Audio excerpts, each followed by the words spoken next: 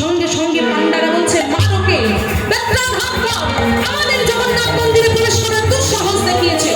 তাই শুরু হলো জয়দেবের উপর বেত্রাঘাত।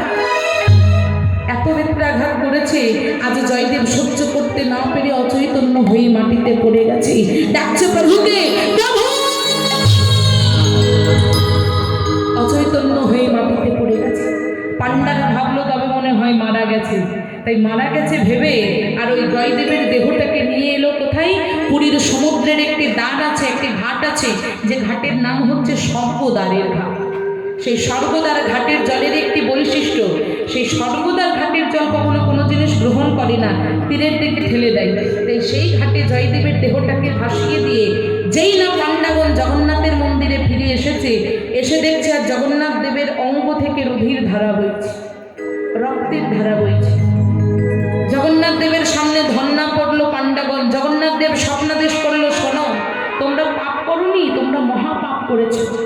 তোমরা জয়দেবকে সাধারণ ভক্ত ভেবে বেত্রাঘাত করেছো, আর আমি আমার কোনো ভক্তের চোখের জল সহ্য করতে পারি না। তাই জয়দেবের অঙ্গের আগে আমি পেতে দিয়েছিলাম আমার অঙ্গটা। তাই যতখানি আঘাত আমার ভক্তের অঙ্গে লেগেছে, অতখানি আঘাত আমার অঙ্গে এসে পড়েছে। পান্ডাদা বলল, প্রভু, এর কি কোনো পুণ্য হয় না? আমাদের পাপের কি কোনো প্রায়শ্চিত্ত হয় না? ভগবান বলল, বেশ হয়, তোমরা যাও।